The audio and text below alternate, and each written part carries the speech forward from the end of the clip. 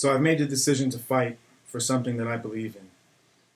And unlike other times in my life that this has happened, in this instance, I'm asking for your help. For all the people out there who are in the same circumstance as me, or even not, but can understand why this needs to be addressed and some change needs to take place. So I wanted to just paint you guys a picture of my perspective and the way I see things.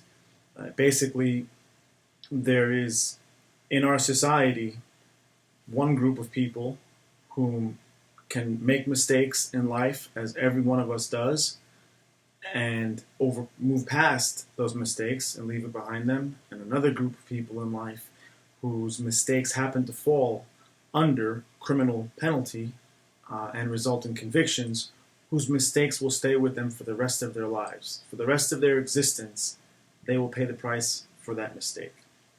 And so, using myself as an example, I made a lot of mistakes in life. A lot of things went in a way that I wish could have been different.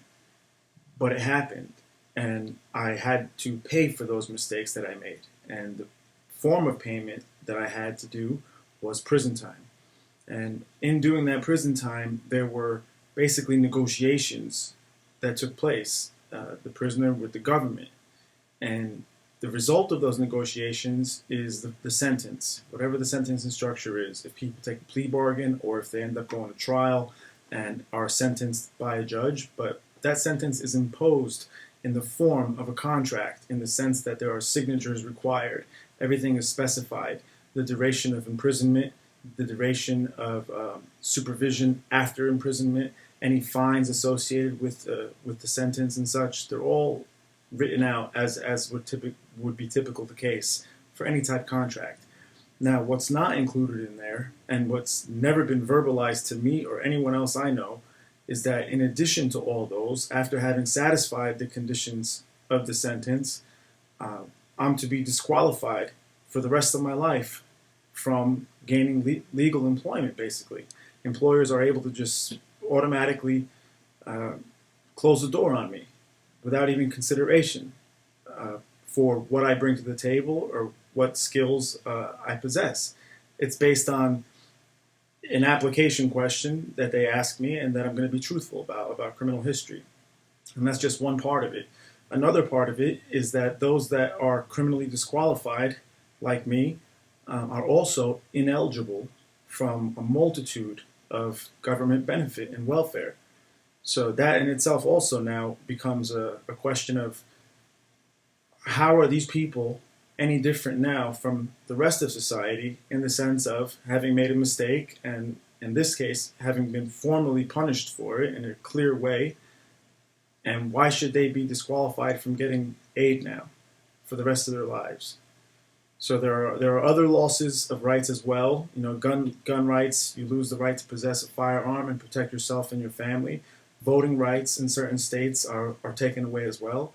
And in painting the picture in that way, I just hope people can realize how unfair it is and how ridiculous it is. The whole notion of telling tens of millions of people, and that's how many there are, that for the rest of your life, you're on your own and you're basically blackballed. So you're free from physical custody, but you're not a citizen. So you're not afforded all the rights of the citizens. There are things you can and cannot do that separates you from the rest of society. So if I'm not a citizen, what am I? And that's the question that brought me to this decision to take action. Because I realized the answer is, I'm a slave. I'm a slave like I was when I was in prison. Except now they've enclosed me in a prison of limitation that doesn't exist for the rest of society. And so, again, I hope you guys can understand my point in this. I know it's going to be an unpopular movement. A lot of people are going to be against this. There's going to be a price to pay for me leading the effort. And I'm aware of that, and I'm willing to accept that. But you got to look at it from the grand scheme of it all. What man possesses the right, considering every single one of us makes so many mistakes in our lives, to tell another that my mistakes are okay but yours are not. My mistakes allow me to move on, and there's forgiveness, and everybody's happy and satisfied, and I can continue to do what I do, but you can't. So who has that authority is what it really boils down to. And in my mind, from my perspective, for me, no man has that authority. There is no person out there that has that power over me that can tell me that what applies to me doesn't apply to them, and that they're going to basically enslave me under the specific guidelines that are restrictive and that don't apply to everybody else, and that leave me in a position where I'm just screwed. I'm just shit out of luck is the answer.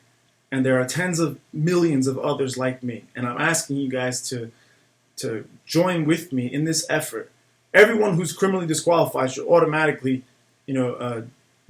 be behind me in this. And those that are related to the people like that, those that have family members that are disqualified, anyone who can understand and relate to the difficulty and to the ridiculousness of it should be behind this. So give it some thought, and hopefully it's something that you'll support. Thanks.